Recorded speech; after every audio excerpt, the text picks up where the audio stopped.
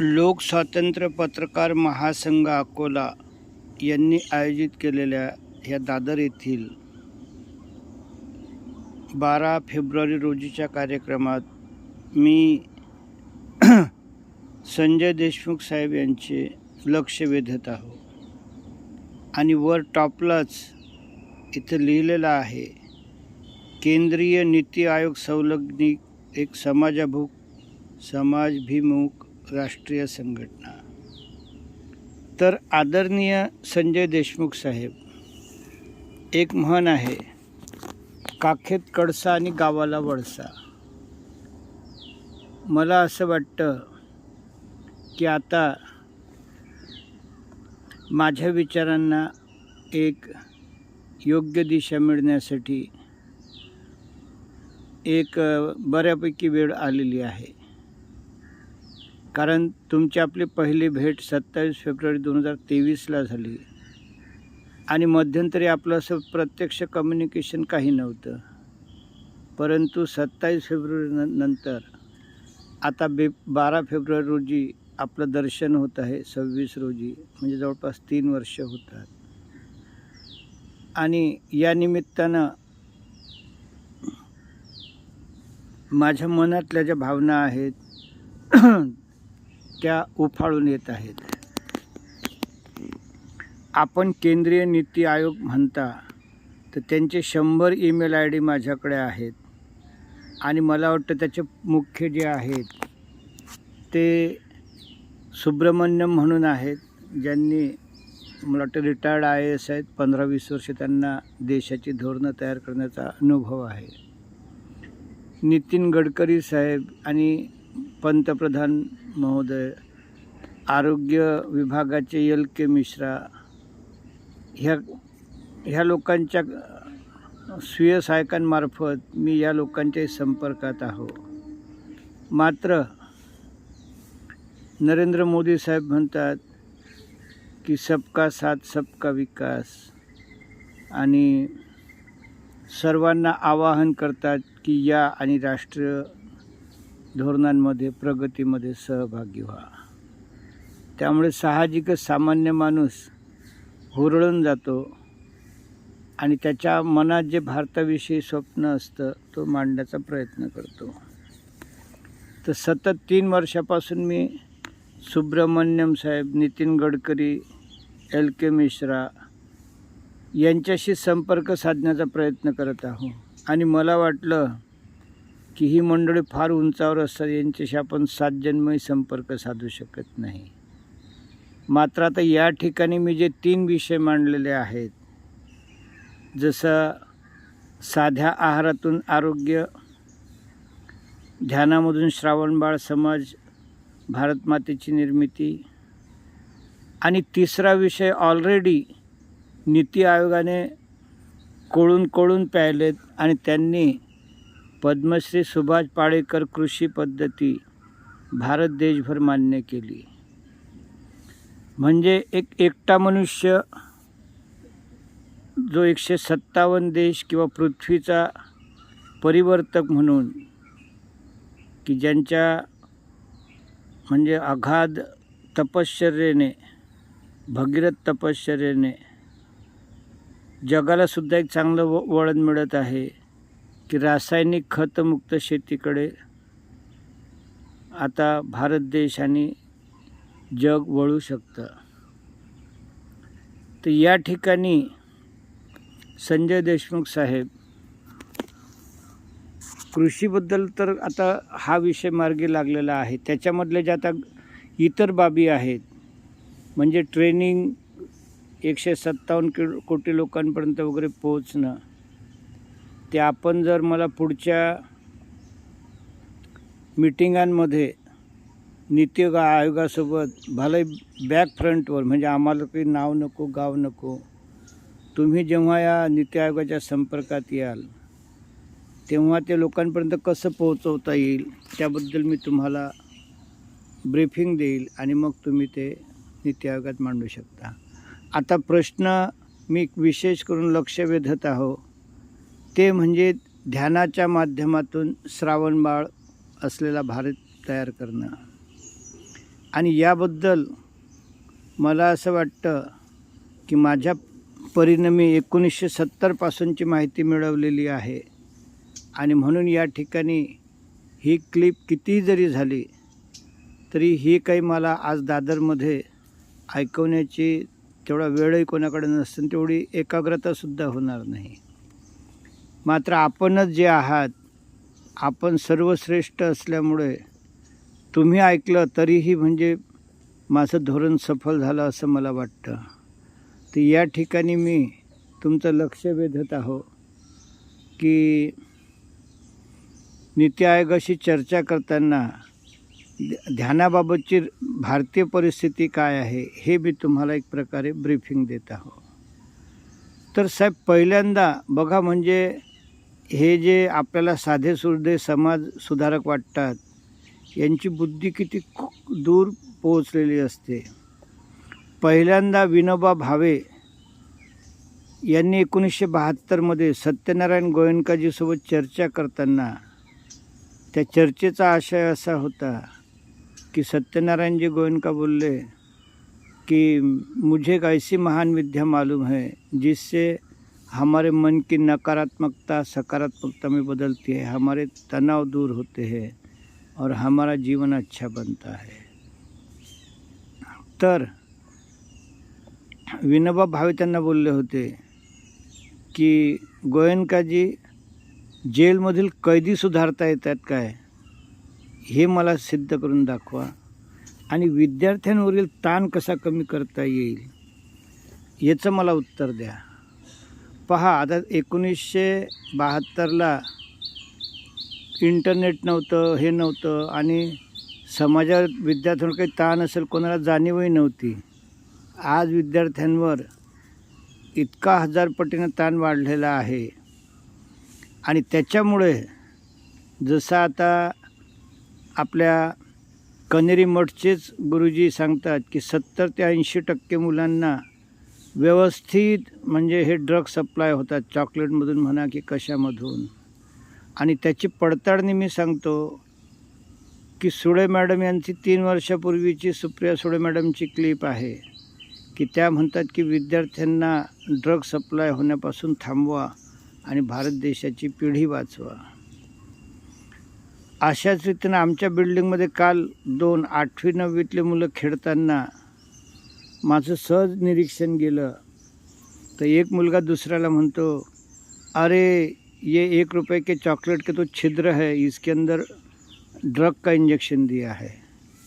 म्हणजे पहा किती व्यवस्थित मुलांना हे ड्रग पुरवल्या जातात आणि त्यांना अभ्यासाचा कशाचा ताण आला की ते ड्रग अडिक्टेड होतात आणि पुढे मग ड्रग अडिक्शनपासूनही जर त्यांना मानसिक रिलीफ नाही मिळाला तर साहजिकच या फ्री आणि मोकळ्या वातावरणामुळे सेक्सकडे ते वळत आहेत आणि ही पोर्नोग्राफी वगैरे हे अशा रीतीनं संपूर्ण देश आणि भरीतभर ह्या ज्या UPSC MPSC IIT परीक्षा आहेत त्याला वडीलच पेट्रोल टाकून आग लावतात की तुझ्याकरता 3 लाखाची ट्युशन लावली, 4 लाखाची ट्युशन लावली, तू डॉक्टर झालाच पाहिजे, तू हे झालाच पाहिजे, ते झालाच पाहिजे. आणि अशी भयावह परिस्थिती संजय देशमुख साहेब निर्माण झालेली आहे.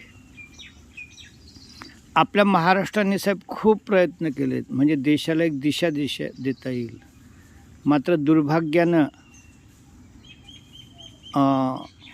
ते यशस्वी झाले नाहीत. थोडंफार आडवडणाने केजरीवाल साहेबांनी त्याच विद्येचा आधार घेऊन प्रयत्न केले, ते जगात प्रसिद्ध झाले.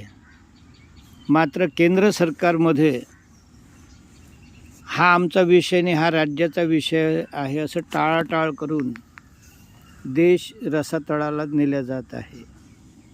युवा पिढी बर्बाद होत आहे आणि याचं पुन्हा इंडिकेशन 2-1 वर्षापूर्वी उपराष्ट्रपती बोलले होते तेव्हा कुठल्या तरी UPSC विद्यार्थ्यांना डिप्रेशनपायी आत्महत्या केली होती. त्यांनी विद्यार्थ्यांना संदेश दिला होता की ग्रॅज्युएट झालात, प्रथम खून पसीने की मिलेंगे तो खाएंगे, नहीं तो यार भूखे ही सो जाएंगे. ह्या मानसिकतेवर स्वयंरोजगार शोधा, जीवनात स्वावलंबी व्हा आणि मग हे UPSC वगैरे असे थेर सुरू ठेवा. तर महाराष्ट्रातला हा जो 1972ची जी चर्चा होती आपल्या यांच्यामध्ये, सत्यनारायणजी गोयंका आणि विनोबा भावे यांच्यामध्ये, तर त्याचं पुढे त्याच वेळेस गोयंका गुरुजी सांगतात की आम्ही काही शाळांवर प्रयोग केले, विद्यार्थ्यांना 10-10 मिनिटाचं आनापान ध्यान करून घेतलं, त्याचे एक्सलंट रिझल्ट आढळले. पण ते काही फार असं पुढे तो घोडा सरकला नाही. मात्र 1991 दरम्यान किरण बेदी यांनी खरोखरच त्यांना नोबेल पारितोषिक मिळायला पाहिजे, भारतरत्न पण मिळायला पाहिजे मदर टेरेसाप्रमाणे. कारण त्या म्हणतात की मी तिहार जेलमधील कैदी आणि त्यांचं म्हणजे कष्टमय किचडमय जीवन पाहून अस्वस्थ झाले आणि हे कसे सुधारता येईल. मी अस्वस्थ होते आणि मला विपश्यनेचा मार्ग सापडला. आणि मग पुढे संजय देशमुख साहेब त्यांनी 1100 लोकांचं विपश्यना 10 दिवसाची आयोजित केली. डुईंग विपश्यना हिंदीमध्ये हे क्लिप जरूर पहा आणि त्यापासून बोध घ्या. तर अशा रीतीनं हे जे विनोबा भावेंच्या 2 प्रश्नापैकी एक प्रश्न सत्यनारायणजी गोयंका म्हणतात की खूप चांगल्या रीतीनं सुटला. मात्र विद्यार्थ्यांपर्यंत ध्यान जे आहे त्यात काही फार प्रगती झाली नाही. आणि म्हणून साहेब मी या विषयाकडे लक्ष वेधतो. थोडासा साईड विषय आहे परंतु तो पुन्हा मी स्वतंत्र घेईल. ते म्हणजे आपले भारतातले अधिकारी प्रामाणिक कसे करता येतील. तर विपश्यना विद्येनं ते होऊ शकतात. आणि म्हणूनच या ठिकाणी मी फक्त ही 20 सेकंदाची क्लिप जोडलेली आहे या पूर्ण याला. आणि शिक्षक म्हणतात की विद्यार्थी जेव्हा आता आनापान ध्यान करत आहेत तर शाळेत आता चोऱ्याही होत नाही. किंबहुना ग्राउंडवर जरी एखादी वस्तू पडलेली असली तरी ती वस्तू HMच्या ऑफिसमध्ये आणून देतात, म्हणजे ज्याची त्याला मिळेल. म्हणजे पहा, हा विद्यार्थी जेव्हा उद्या एक म्हणजे अधिकारी बनेल किंवा उद्योगपती बनेल किंवा शेतकरी बनेल किंवा व्यापारी बनेल, काही होईल, तेव्हा हा समाजप्रिय असेल. हा करोडो रुपयाचं सरकारला डुबून परदेशात पळून जाणार नाही किंवा हा धोकेबाज राजकारणीही होणार नाही आणि आपल्याला एक सुंदर भारताचं वाटचाल करता येईल. तर या विषयाकडे लक्ष वेधून आपल्याला UPSC MPSC विपश्यना ही सक्तीनं करावी लागेल. मात्र आता विपश्यना शब्दच माझ्या तोंडून 4-5 वेळा निघाला म्हणून सांगतो की 2002 पासून महाराष्ट्राने खूप प्रयत्न केलेत आणि त्यावेळेसचे तहसीलदार, कलेक्टर, न्यूली अपॉइंटेड अधिकारी या विपश्यना विद्येच्या ध्यानामुळे अत्यंत खुश झालेत आणि त्यांनी त्यांचे अभिप्राय दिलेले आहेत. त्याचीसुद्धा प्लेलिस्ट मी या ठिकाणी जोडत आहो की अधिकाऱ्यांना स्वतंत्रपणे निर्भयपणे काम करण्यास कसं प्रोत्साहन मिळतं, योग्य निर्णय ते कसे घेऊ शकतात ते त्यामध्ये दिसतं. परंतु या ठिकाणी माझा विषय तो नाही, त्याबद्दल आपण नंतर स्वतंत्रपणे नीती आयोगासोबत UPSC DOPT मंत्रालय दिल्ली यांच्याशी चर्चा करू. या ठिकाणी विषय आहे विद्यार्थ्यांमध्ये ध्यान. तर साहेब 2006 ते 2015पर्यंत महाराष्ट्र शासनाने एवढे शासन निर्णय काढलेत की त्यामध्ये शालेय विद्यार्थी, माध्यमिक विद्यार्थी, प्राथमिकचे विद्यार्थी, कॉलेजचे विद्यार्थी, त्यानंतर महिला बालकल्याणकडचे विद्यार्थी, अशा सर्वच समाजातल्या घटकांसाठी त्याच्यामध्ये भरपूर प्रयत्न लिहिले होते, त्याची कारणं पण दिली होती. परंतु आपल्या देशाचं दुर्भाग्य आहे की सत्यनारायणजी गोयंकासुद्धा ज्यांनी संपूर्ण आयुष्य ध्यानाच्या माध्यमातून एक चांगल्या समाजाची रचना यासाठी वाहून घेतलं, ते 29 सप्टेंबर 2000 रोजी संजय देशमुख साहेब ते राष्ट्रसंघातसुद्धा बोलू शकले नाहीत की विपश्यना ध्यान हे एवढं महान आहे की यामुळे मनुष्य वाल्याकोळी बनू शकतो आणि दुर्जनाचा सज्जन होतो आणि म्हणून हे समाजाला आवश्यक करावं. किंबहुना म्हणजे मी जेव्हा जीव तोडून प्रयत्न केलेत तेव्हा माझे प्रयत्न थांबवायला मला एक महान व्यक्ती आढळली. त्यांचं नाव पण मला आठवतं. पुण्याचे ते देशमुख वगैरे कुठल्या कॉलेजचे प्रिन्सिपल आहेत ते. त्यांचा मोबाईल नंबर पण माझ्याकडे आहे.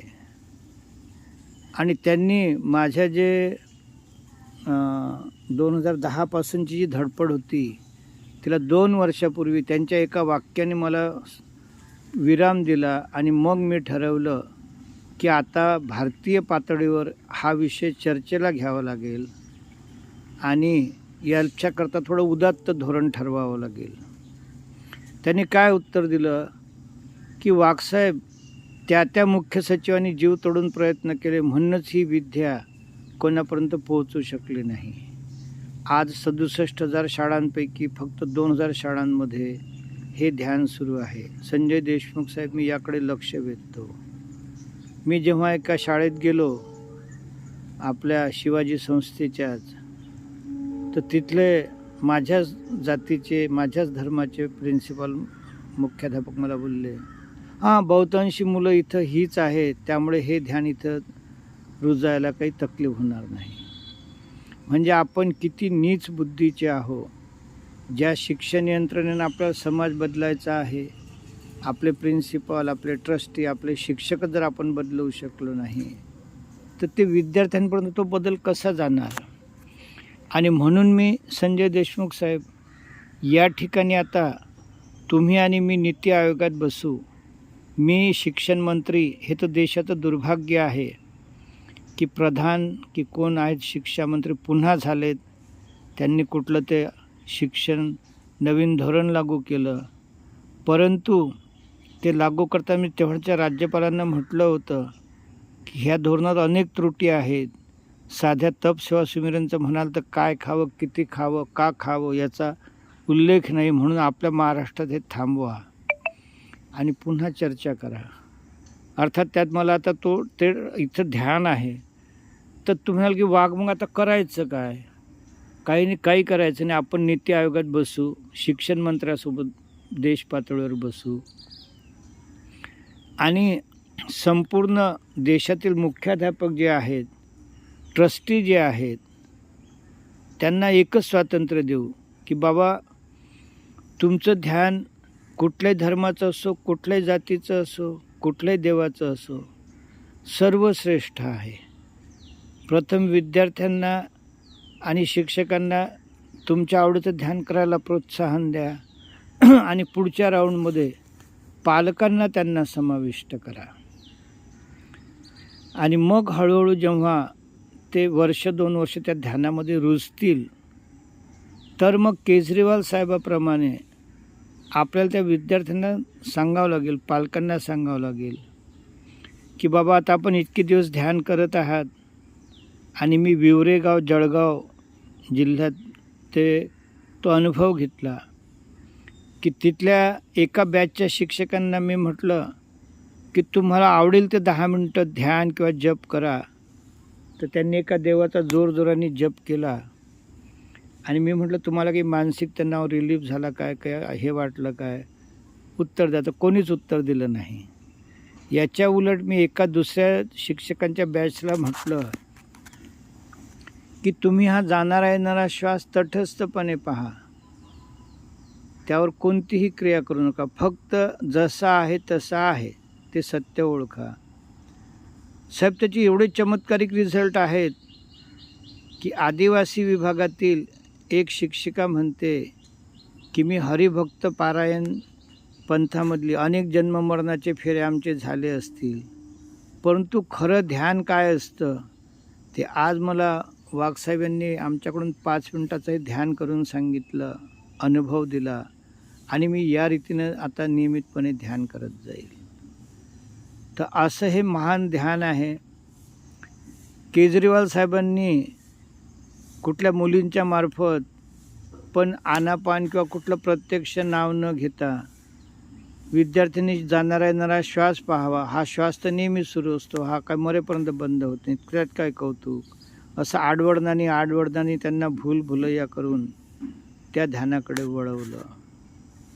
तर अशा रीतीनं हा म्हणजे आपल्या महात्मा गांधीचा जो महाअवतार आहे नरेंद्र मोदी साहेब, यांच्या मार्फत जर हे ध्यान संपूर्ण देशातल्या मला वाटतं जवळपास 6 लाख शाळा आहेत त्यांच्यामध्ये हे लागू केलं, तर खरोखरच श्रावणबाळ समाजाची निर्मिती व्हायला उशीर नाही. फक्त ते असं करावं लागेल की बाबा हां, तुमचा देव चांगला, तुमचा गुरु चांगला, तुमचं नामध्यान चांगलं करा हे.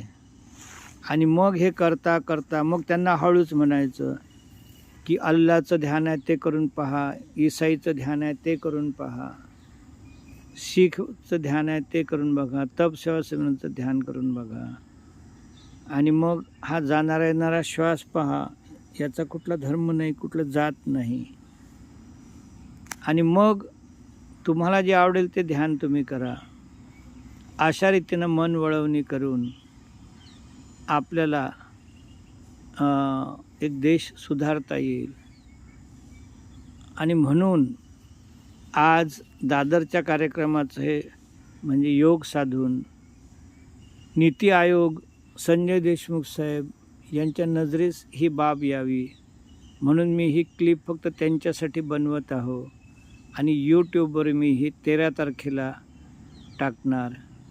म्हणजे संजय देशमुख साहेब आणि तुम्ही जे इतर लोक आहात त्यांनासुद्धा एक यापासून प्रेरणा मिळेल.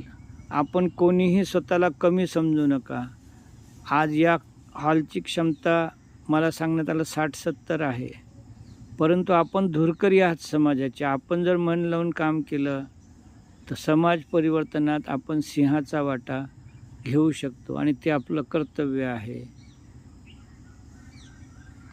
आता मी पुन्हा सांगतो की गुजरातमध्ये प्रेक्षा ध्यान चांगलं आहे, त्याचे रिझल्ट विद्यार्थ्यांना चांगले आहेत. मी स्वतः बिहारमध्ये गेलो.